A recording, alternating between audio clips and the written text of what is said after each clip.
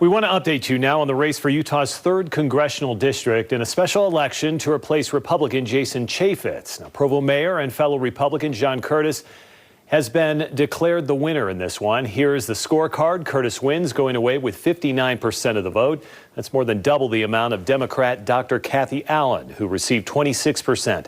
Jim Bennett from the United Utah Party picked up 9% of the vote. Political specialist Ladd Egan live for us at the Provo Marriott, where Curtis supporters are celebrating a big victory. Ladd?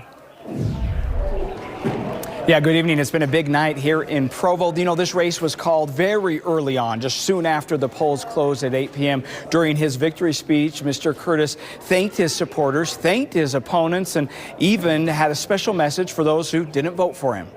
I didn't get you on our side this time, and that's okay. I hope to be a good congressman for you too. I hope to work hard each day for you, for the possibility of your future and your kids' future, because that's what Utahns do. We disagree about specific policies, but mostly we agree about those things that really matter the most. During his victory speech, Curtis made a series of promises to work hard, solve problems, look for common ground, and, quote, not become a politician. And we are learning tonight that Curtis could be sworn in as Utah's newest member of Congress as soon as Monday.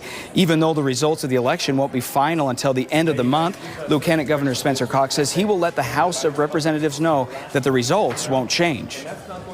Just looking at the levels that are there tonight, we're 100% confident right now. It's statistically, any change would be virtually impossible, and so we don't think there will be any hiccup. That means Curtis will have to step down as Provo mayor before his term is over. The campaign says they have been told to have Curtis in D.C. by this weekend.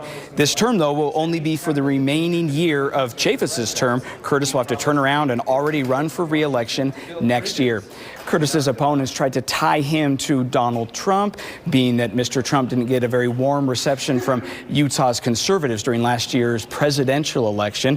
Mr. Curtis says he didn't vote for Trump, but he supports Trump's agenda. You know, David, is clear with the Republicans wanting Mr. Curtis in D.C. as soon as possible, that the Republicans want him there, especially with the vote coming up for tax reform. All right, Ladd Egan live for us this evening. Ladd, thank you very much. All right, Kevin.